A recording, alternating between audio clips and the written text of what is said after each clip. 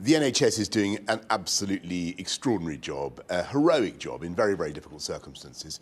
And so the most important thing we can do right now as a government is continue to support, to increase the support we're giving to all our hospitals, or all our NHS staff, making sure that we have more of the nurses, the doctors that they need. That's why we've invested massively through the health social care levy. That's very, very important for the NHS, and to clear these backlogs, enable them to deal with COVID right now, and to catch up.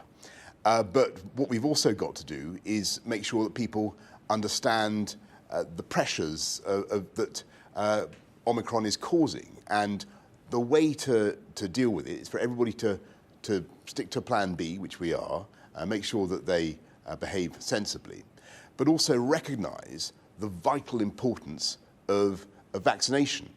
And when you look at what's happening to patients coming into hospital, a large number of them, perhaps 40% of them, haven't actually been vaccinated at all. And that's increasingly true of people who go into to ICU, into intensive care. The large majority of them have not been vaccinated at all, and the overwhelming majority of them have not been boosted. And so at this stage, and I haven't said this before in this whole vaccination campaign, I just want to reach out to all those who have not been yet vaccinated and say it's a great thing. But I also want to say to the anti-vax campaigners, the people who are putting this mumbo jumbo on social media, they are completely wrong. And you haven't heard me say that before, because I think it's important that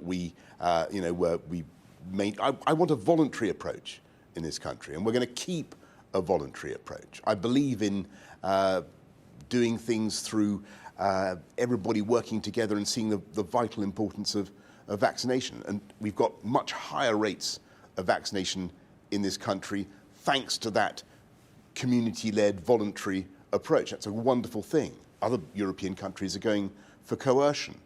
But what a tragedy that we've got all this pressure on the NHS, all the difficulties that our doctors and nurses are experiencing. And you've got people out there spouting complete nonsense about vaccination.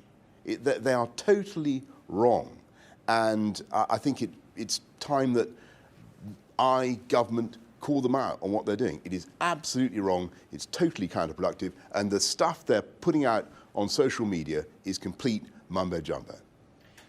We do have all this pressure on the NHS, as you've described. We're hearing reports daily now of nurses working 13-hour shifts without breaks, staff crying at the thought of another impossible shift or being signed off with stress. You've said the NHS is on a war footing, but you've sent them to fight without the staff they need to be able to do that. Well, that's not true, because, first of all, yes, I appreciate that the NHS is under huge pressure. And yes, you're quite right, Romilly, in what you say about the way it's been continuous over the last 18 months. We've had wave after wave of COVID, and our NHS has responded magnificently, and they've kept going. And of course, I understand how frustrating it is to see another wave coming in. And I thank doctors, nurses, all health staff, everybody for what they're doing to keep going. What we are doing is increasing the support massively. So there are 5,000 more doctors this year than there were this time last year, 10,000 more nurses, and we're recruiting. And we're recruiting many more. What we're also doing is making sure we call back to the colours retired medical staff. We've got the army of volunteers moving in to help with the crisis. And of course, we will get through this. This wave of Omicron is putting huge pressure on the NHS. The difference is, of course, that it is milder, but the pressures on hospitals are clear. What we've got to do is give the NHS all the help we can through the next period, with all the simplifications of systems, moving staff from one hospital to another, all the ways we can back staff up, but also make sure that the people who are likely to get ill get vaccinated first. And, the saddest words in the English language are too late. Too late. When you're in ICU and you haven't been vaccinated, sadly, it's too late to get vaccinated. So get boosted now. Lord Geit's letters are going to be published soon. Do you really expect the public to believe you didn't disclose key messages with Lord Brownlow about the refurbishment of your flat because you had a new phone? I followed the ministerial guidance at all times, and yes. Surely you'd remember such an exchange even if you couldn't see the messages. I followed the ministerial guidance at all times. OK, just 2 quick questions. Are you concerned about the ruling in the Colston case? Look, I don't want to comment on that particular judgment, and it's a matter for the court. But what I would say is that my feeling is that we have a complex historical legacy all around us, and it reflects our history in all its diversity for good or ill. What you can't do is go around seeking retrospectively to change our history or to bowdlerize it or edit it in retrospect. It's like some,